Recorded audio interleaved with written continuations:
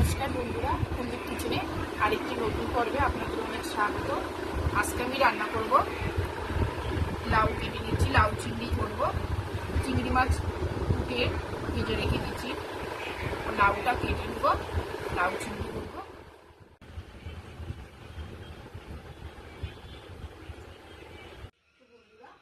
লাউ কেটে ধুয়ে রেখেছি, কোটা কাটা হয়ে গেছে। এখন কড়াইতে তেল দিয়েছি, কড়াই গরম হয়ে গেছে। এখন আমি রান্না করব লাউ চিংড়ি, তেজপাতা, গোটা জিরে ফোড়নে দিলাম, আর চিংড়ি মাছ কেটে ধুয়ে ভেজে রেখে।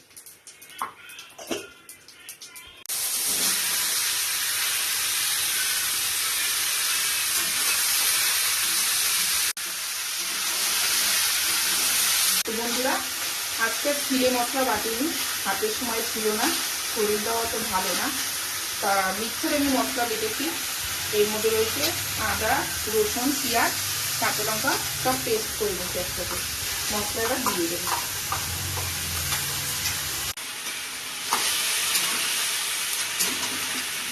নুন হলুদটা একটু পরে দেবো, কেননা লাউ থেকে অনেক জল বেরোয়। নুন দিয়ে দেবো, পরিমাণ মতো নুন, আর দেবো হলুদ, জিরের গুঁড়ো,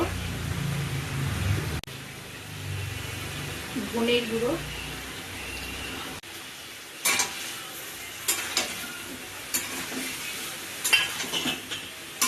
চিংড়ি মাছ ভাজাও দিয়ে দিয়েছি। ভালো করে নাড়বো, একটু কষা। বন্ধুরা, লাউ চিংড়ি কষানো হয়ে গেলে কড়াইতে তারপরে প্রেসার কুকারে দিয়ে 3-4টে সিটি দিয়ে দেবো।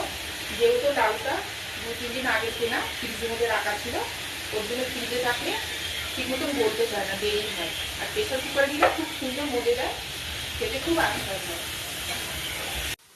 জল ফুটিয়ে এসেছে, তেল ছেড়ে দেবে, তারপরে জল দেবে। এইভাবে রান্না করলে লাউ চিংড়ি খুব ভালো লাগে খেতে, খুব আস্বাদ হয়। বন্ধুরা, প্রেসার কুকারে ঢেলে দিয়েছি, কেটে ধুয়ে রাখা ধনে পাতা দিয়ে দেবো। লাউ তরকারির মধ্যে ধনে পাতা দিলে এটা আরো টেস্টি লাগে। কুকারটা এবার আটকে নেব, 3-4টে সিটি হবে, হয়ে যাবে, খুব সুন্দর মজে যাবে তরকারিটা।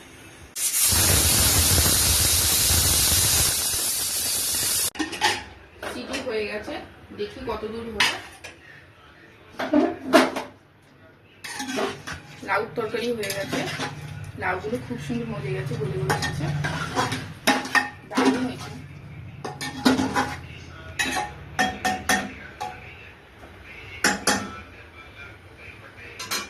তো বন্ধুরা, আমার ভিডিওটি যদি আপনাদের ভালো লেগে থাকে, লাইক, কমেন্ট, শেয়ার করে সাবস্ক্রাইব করে আমার পাশে থাকবেন।